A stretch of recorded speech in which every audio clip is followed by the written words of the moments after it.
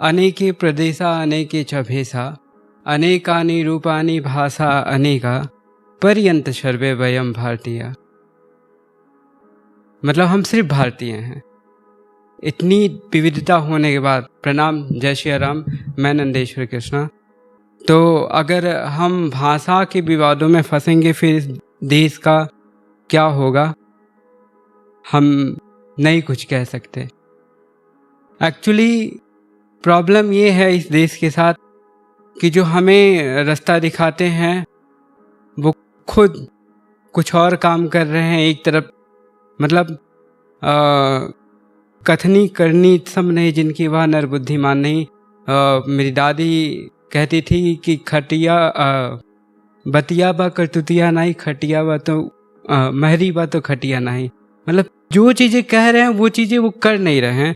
तो हम राजभाषा और राष्ट्रभाषा के विवाद में आजकल फंसे हुए हैं। जब से KGF और ढेर सारी जो साउथ इंडिया की फिल्में आई हुई हैं, तो हम उन सभी डायरेक्टर और सभी लोगों को बस एक छोटी सी रिक्वेस्ट करते हैं। ये बहुत प्यारा सा देश है।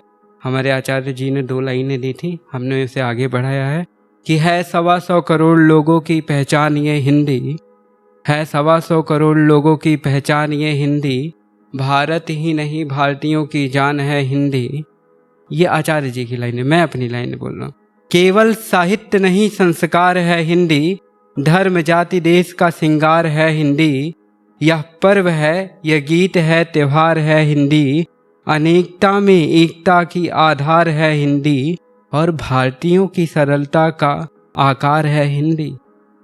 अपने ही लोगों के कदमों में मजबूर है हिंदी, अब हैसियत से अपने बहुत दूर है हिंदी। मुगलों से जीती, अंग्रेजों से जीती, अब इंग्लिश वाली चैट में रफ्तार है फीकी। लिपि खत्म होगी तो भाषा खुद खत्म हो जाएगी, और भारतीय संस्कृति को डूबने से भला कैसे बचाएगी।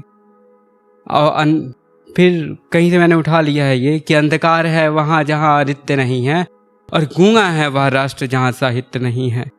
फिर कि हिंदी के बिना अभिव्यक्ति नहीं है, हिंदुओं के हिंदुस्तान में शक्ति नहीं है। मैं हिंदू जब कहता हूँ तो इसका मतलब बस इतना समझना चाहिए, हिंदू उस पहाड़ी से नीचे, हिंद महासागर के ऊपर सारे लोग हिंदू, ये हमारा जियोग्राफिकल आइडेंटिटी है।